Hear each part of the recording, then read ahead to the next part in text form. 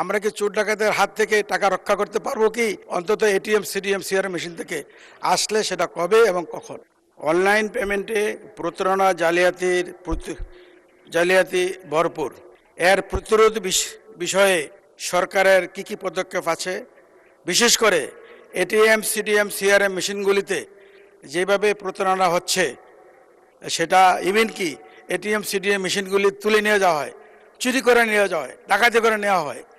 এবং পৃথিবীতে এমন টেকনোলজি বিদ্যমান যে এটিএম, সিডিএম থেকে চুরি করে, ডাকাতি করে টাকা নিলে সেই টাকা মার্কেটে আর প্রচলন করা যায় না।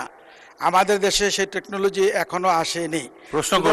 প্রশ্নটা মাননীয় মন্ত্রী মহোদয়ের নিকট প্রশ্ন, এই টেকনোলজি আদৌ বাংলাদেশে আসবে কি? আমরা কি চোর ডাকাতের হাত থেকে টাকা রক্ষা করতে পারবো কি? অন্তত এটিএম, সিডিএম, সিআরএম মেশিন থেকে আসলে সেটা কবে এবং কখন? অনলাইন ব্যাংকিং সেবার আওতায় গ্রাহকের ইউজার নেম, পিন ও ওয়ান টাইম পাসওয়ার্ড এর মাধ্যমে অর্থ স্থানান্তর সম্পন্ন হয়। গ্রাহকের অসচেতনতার সুযোগ নিয়ে প্রতারক চক্র অনলাইন লেনদেনের ক্ষেত্রে বিভিন্ন ধরনের জালিয়াতি কার্যক্রম পরিচালনা করে থাকে।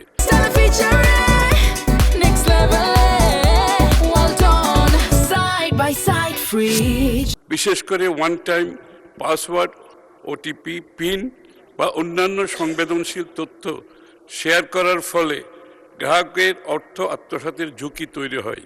এই প্রেক্ষিতে ব্যাংক হিসাবের সংবেদনশীল তথ্য ও ওটিপি কারোর সাথে শেয়ার না করার জন্য সর্বসাধারণকে নিয়মিত সতর্ক করা হয়।